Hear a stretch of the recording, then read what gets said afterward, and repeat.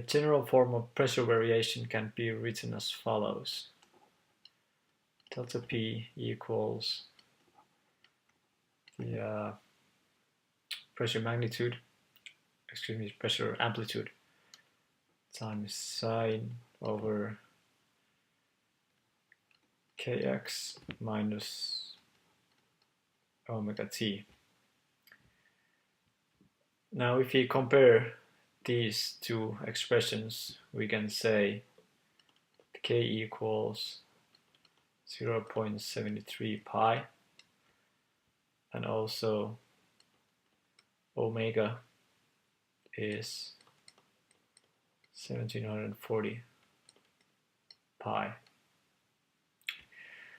Now to determine the wavelength, we will use the k, the wave number. The wave number is defined as 2 pi over lambda, from where we can solve lambda to be 2 pi over k, which is 2 pi over 0.73 pi, which is about 2.74 meters.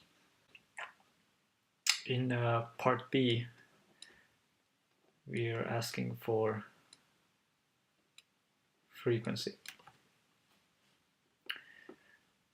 We can get this by realizing that the omega equals 2 pi times frequency. And from this we can solve the frequency to be omega over 2 pi. Our omega is 1740 pi divided by 2 pi, which gives us 870 hertz. Note that the units of omega are hertz as well. In part C, we need to note the velocity. Velocity is a product of lambda, the wavelength, and frequency. From previous, we know that the lambda can be described using the wave number k. So lambda is 2 pi over k, and frequency we see from here is omega over 2 pi. And this reduces to omega over k. If you look here, we have the values for omega and k. Omega being 1740 pi and k 0.73 pi. This gives us,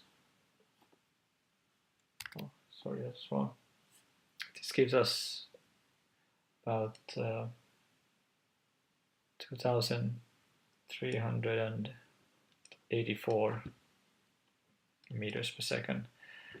And they wanted the answer with two significant figures, which is 2,400 meters per second. In part D, we want to know the displacement amplitude A. And we can get that by knowing that the pressure amplitude can be expressed as A times 2 pi rho omega f. And rearranging this gives us the expression for A. So we have pressure amplitude divided by 2 pi rho v and f. Now, what is the pressure amplitude? It is this term before the sign, and we can read it from here.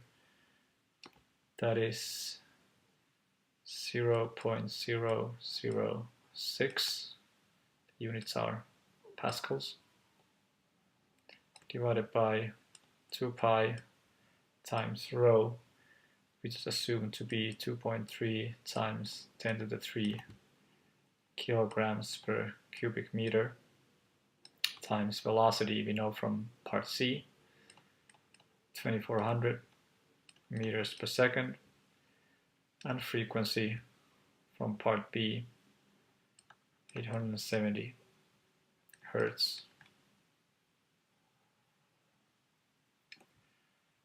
Calculating this gives us 2 times 10 to the minus 13 meters.